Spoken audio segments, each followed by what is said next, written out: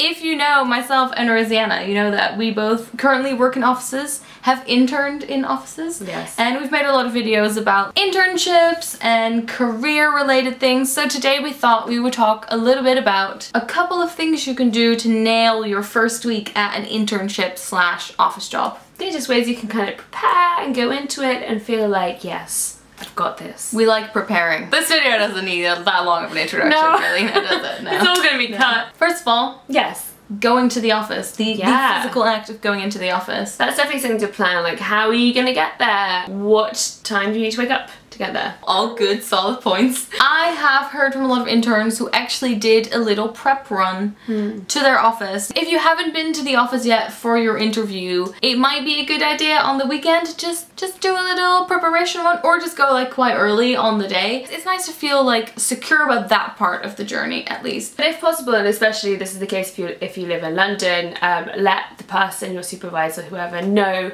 Say, well, there are roadworks on this route, or there's going to be delays or a strike on the tube at this point. I'm going to try and get that as quickly as I can, but just so you know, it may be delayed. Chances are that they will also be delayed by the same thing. What should you wear? This is something that if you did have an interview or you know someone at that job, that's really a good way to assess kind of what you should be wearing. But there's also no harm in asking like what the dress code is at your interview via email with the contact that you have, or you know, however you get in touch with them. I think like err on the side of caution. Like, don't go super formal if you don't need to. Like, don't go full suit, but then also don't go super casual either. Like, go with, I mean I wear dresses all the time, but like a dress at like knee or just above knee length, and like comfortable shoes that like look a bit smart. There's one thing, like there's things like ballet flats or nice looking shoes can work with a casual and a nice outfit. You can't go wrong with it. Like, it's one thing if you show up in sneakers, that's quite a different thing. Yeah. And it's the same with like wearing a nice jacket. Yeah. You can always take off if you think it's not necessary, but it's nice to have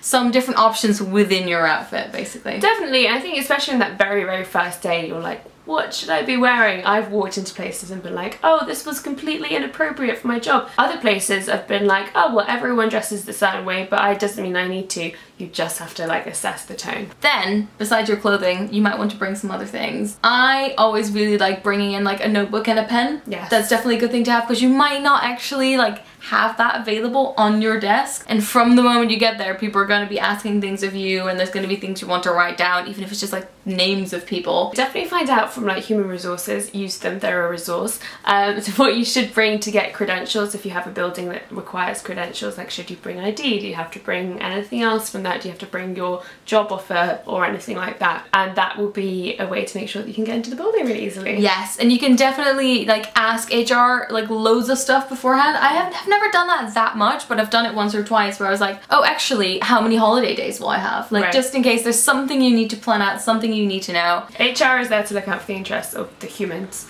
so I think that that's something to bear in mind. Like, they're not really that closely affected with the other parts of your job. They're there to look out, make sure that everyone's like the most productive and the most there they can be. Please write down the name of the person that is your boss, the person that's picking you up from the like security desk, and the name of like your department and things like that. That's stuff that in the moment you can easily forget, or maybe you haven't looked at that properly yet because you're just starting your job or your internship, but you will end up at a desk with someone saying, who are you here to see? And you'll just go like, Jessica?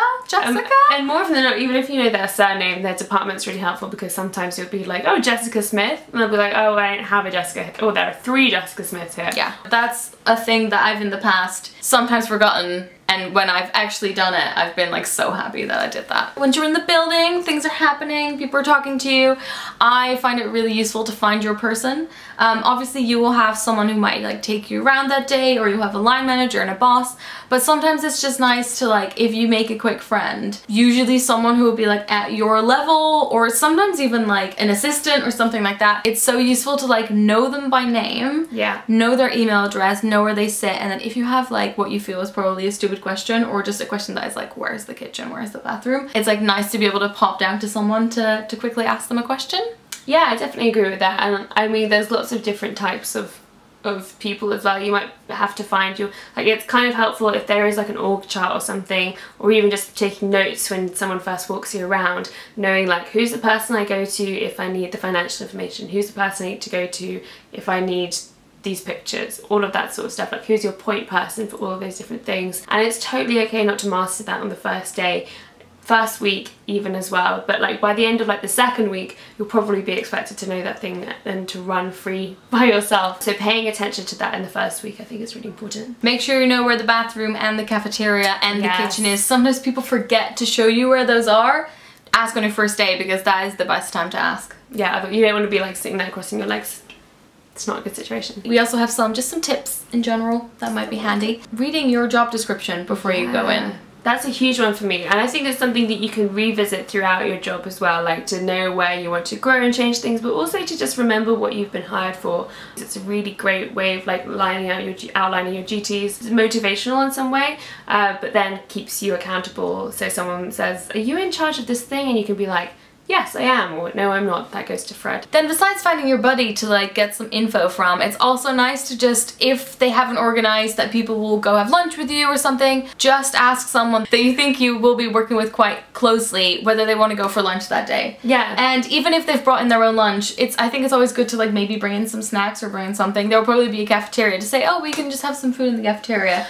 Yeah, and also actually related to that, if someone asks you to lunch, go. Yeah. Just go. It's such a great opportunity. Firstly, that person is doing you a kindness. Secondly, like, just take it. Yeah, always take it. Take it. What are the things that you should kind of like keep doing throughout the duration if like this is a longer than a 1 week thing? I think keeping track of everyone you're meeting. I used to have like in my notebook, I had a little thing that I think I called the Facebook, in which I literally would just write down Peter, glasses and brown hair. In the first days when you're only meeting people for the first time, just to make sure that the second time you'll remember who they are. It's quite useful. Keep asking questions. I also really like keeping a list of like things I've been thinking about, like, oh, how does this work, or why do we do it this way? Just like keeping a running list of that is always a good thing to do. And also that also means that if you are trying to ask someone a question and it seems like a bad time, you can wait for a couple of hours and you'll be like, oh, remember to ask that question. Or like if you have a weekly catch up or something, you can like save stuff up for them. Oh, also, I found this a tricky one.